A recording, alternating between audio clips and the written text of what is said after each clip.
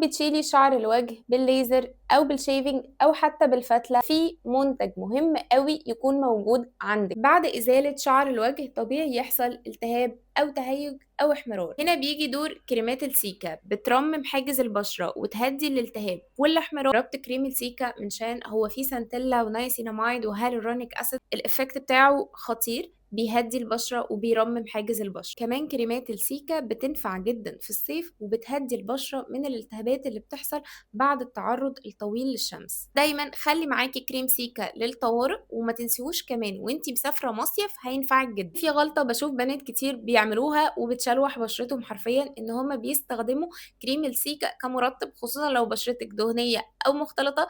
كريم السيكا تقيل على البشرة، ما ينفعش ان انا استخدمه يوميا.